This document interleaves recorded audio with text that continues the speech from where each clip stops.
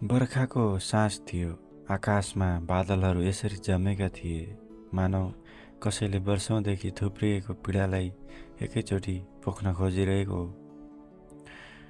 छ्यालछेउको पुरानो कुर्सीमा बसेर म बाहिर हेरिरहेको थिएँ। हातमा चियाको कप थियो, तर चिया सेलाइसकेको थियो। जसरी तिमी गइसकेपछि मेरो जीवन चिसिएको थियो। टेबलमाथि पुरानो डायरी खुल्ला थियो। डायरीको एउटा पानामा तिम्रो नाम लेखिएको थियो। वर्षौँ अघि लेखिएको त्यो नाम मेटिएको थिएन, बरु समयसँगै अझ गाढा भएको जस्तो लाग्थ्यो। मानिसहरू भन्छन् समयले सबै घाउ निको पार्छ,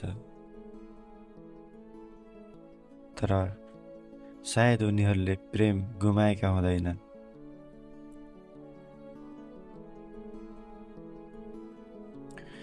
हाम्रो पहिलो भेट एउटा पुस्तकालयमा भएको थियो। त्यो दिन म एउटा किताब खोजिरहेको थिएँ। माथिल्लो र्याकमा राखिएको किताब झिक्न खोज्दा अर्को हात पनि त्यही किताबतर्फ बढेको थियो। मैले हेरेँ, तिमी थियौ। ओहो, माफ गर्नुहोस्, तिमी मुस्कुराउँदै भन्यौ। छैन, तपाईँ लिनुहोस्, मैले भने।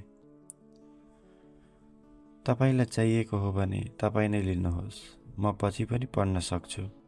तिमी फेरि हाँस्यौ। त्यसो भए सँगै पढौँ न। त्यो सामान्य वाक्य थियो, तर त्यही वाक्यले मेरो जीवनको दिशा बदलिएको थियो।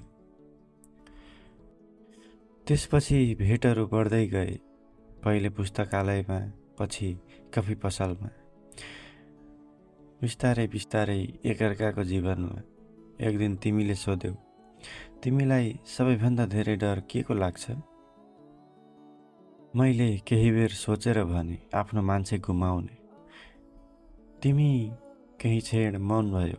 त्यसपछि मुस्कुराउँदै भन्यो, म तिमीलाई कहिल्यै छाडेर जाने छैन। म हाँसेँ, तर भित्र कतै त्यो वाक्यले घर बनाइसकेको थियो। प्रेम कहिले भयो भन्ने कुरा आजसम्म थाहा छैन। सायद त्यो दिन भएको थियो जब तिमी बिरामी पर्दा म रातभर नसुती बसेको थिएँ।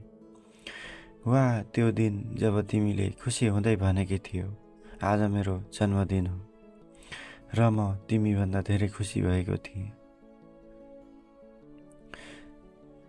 सायद त्यो दिन पनि हुन सक्छ जब तिमी रुँदा मेरो मुटु दुखेको थियो र तिमी हाँस्दा संसार सुन्दर लागेको थियो। एक दिन हामी नदी किनारमा बसेका थियौँ। साँझ ढल्दै थियो, हावा शान्त थियो। तिमी अचानक बोल्यौ, यदि कुनै दिन म तिम्रो जीवनबाट हराएँ भने के गर्छौ? म झस्किएँ। यस्तो कुरा नगर न, जवाफ देऊ। खोज्न निस्किन्छु, नभेटिए भने? मैले तिम्रो आँखामा हेरेँ। त्यसो भए जीवनभर पर्खिन्छु। तिमी केही बोलिनौ, तर तिम्रो आँखाभित्र एउटा अनौठो उदासी देखिएको थियो, जुन मैले त्यति बेला बुझ्न सकिनँ। केही महिनापछि तिमी बदलिन थाल्यौ। पहिले जस्तो धेरै बोल्दिनथ्यौ। सन्देशहरू छोटा हुन थाले र मुस्कानहरू बनावटी। एक दिन मैले सोधेँ, के भयो तिमीलाई? तिमीले नजर चोरेर भन्यौ, केही भएको छैन। झुट? साँच्चै? मलाई हेरेर भन। तिमी चुप भयो धेरै बेरसम्म। त्यसपछि तिम्रो आँखाबाट आँसु झर्न थाल्यो। घरमा मेरो विवाहको कुरा चलिरहेको छ। त्यो वाक्यले मेरो सम्पूर्ण संसार रोकिदियो। म केही बोल्न सकिनँ। तिमी रोइरहेकी थियौ। म पनि भित्रभित्रै भाँचिरहेको थिएँ। तिमी केही बोल्दैनौ। तिमीले सोध्यौ। मैले कठिनसँग मुस्कुराउने प्रयास गरेँ। के बोलौँ? मलाई रोकाऊ। मेरो मुटुले चिच्याइरहेको थियो, रोक्छु, तिमी कतै जाँदैनौ।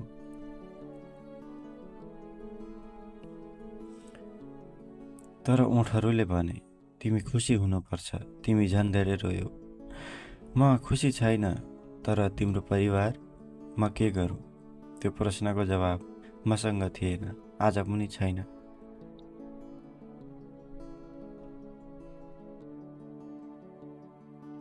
विवाहको दिन आयो, पुरै सहर उज्यालो थियो।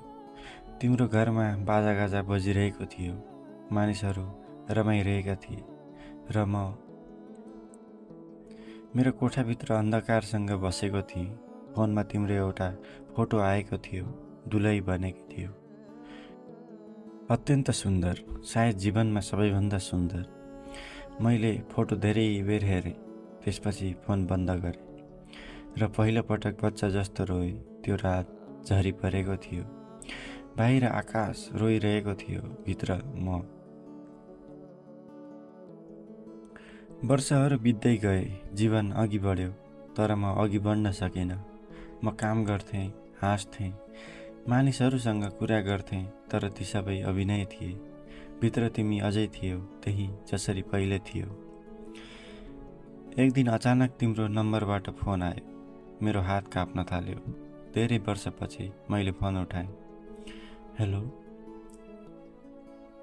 हेलो, केही छेड मौन त छायो। त्यसपछि परिचित स्वर, कस्तो छौ? त्यो आवाज सुन्न साथ वर्षौँदेखि थामिएको आँधी एकैचोटि उठ्यो। ठिक छु, मैले झुट बोलेँ। तिमी हाँस्यौ, तिमी अझै पनि झुट राम्रो बोल्न सक्दैनौ।